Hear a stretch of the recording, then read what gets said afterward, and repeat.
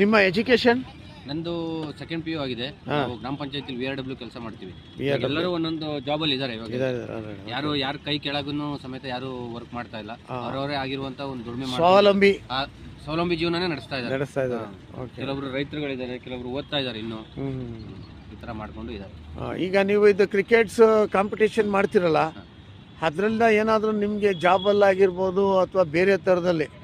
ಅದೇ ಇವಾಗ ಜಾಬ್ ಅಲ್ಲಿ ಅಂತ ಹೇಳಿದ್ರೆ ಇವಾಗ ನೋಡ್ರಿ, ಮೊನ್ನೆ ನಮ್ಮ ಬ್ಲೈಂಡ್ಸ್ ಒಲಿಂಪಿಕ್ ಎಲ್ಲ ಹೊಡ್ಕೊ ಬಂದ್ರು. ಹೌದೌದು, ಒಲಿಂಪಿಕ್ ಹೊಡ್ಕೊಂಡ್ ಬಂದ್ರೆ ಅವರಿಗಳಿಗೆಲ್ಲ ಜಾಬ್ ಕೊಡಬಹುದಾಗಿತ್ತು. ಇನ್ನು ಅವರಿಗೆ ಜಾಬ್ ಕೊಡ್ತೀವಿ ಅಂತ ಸಿದ್ದರಾಮಯ್ಯ ಹೇಳಿದ್ದಾರೆ ಅಷ್ಟೇ. ಇನ್ನು ಅವರಿಗೆ ಇನ್ನೂ ಜಾಬೇ ಕೊಟ್ಟಿಲ್ಲ. 2 months ಆಯ್ತು ಬಂದು ಆಲ್ರೆಡಿ. ಅವರು ಇನ್ನು ಜಾಬ್ ಅನ್ನೋದೇ ಅವ್ರಿಗೆ ಇನ್ನೂ ಡಿಕ್ಲೇರ್ ಮಾಡಿಲ್ಲ. ಈ ತರ ನಮ್ಮ ಕರ್ನಾಟಕದಲ್ಲಿ ಸಪೋರ್ಟೆಡ್ ಸರ್ಕಾರದಿಂದ ಸ್ವಲ್ಪ ಕಮ್ಮಿ ಲೆವೆಲ್ ಅಲ್ಲಿ ಇದೆ.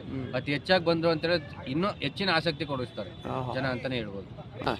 ಇವಾಗ ಬ್ಲೈಂಡ್ ಆಗಿರ್ಬೋದು, ನಮ್ಮ ಫಿಸಿಕಲ್ಸ್ ವೀಲ್ ಚೇರ್ ಆಗಿರ್ಬೋದು, ಎಲ್ಲಾ ಲೆವೆಲ್ ಅಲ್ಲೂ ಇವಾಗ ಹೋಗಿದೆ. ಆದ್ರೆ ಏನ್ ಮಾಡ್ತಾರ ನಮ್ಮ ಸರ್ಕಾರದಲ್ಲಿ ಇನ್ನು ಅವರ ತಲೆಯಲ್ಲಿ ಬಂದು ಆಸಕ್ತಿಯನ್ನು ಅವ್ರು ವಹಿಸ್ಕೊಂಡಿಲ್ಲ.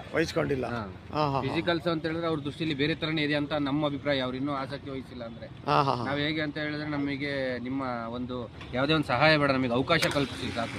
ಅವಕಾಶ ಕೊಟ್ಟರೆ ನಾವೆಲ್ಲ ಸಾಧನೆ ಮಾಡ್ತೀವಿ. ಯಾವ ಕ್ಷೇತ್ರದಲ್ಲಾಗಿರೋದು ಅಷ್ಟೇ. ವಿಕಲಚೇತನರು ಯಾವ ಕ್ಷೇತ್ರದಲ್ಲೂ ಸಮೇತನು ಎಲ್ಲಾ ಕ್ಷೇತ್ರದಲ್ಲೂ ಮುನ್ನಡೆಯಲ್ಲೇ ಇದೀವಿ ನಾವು.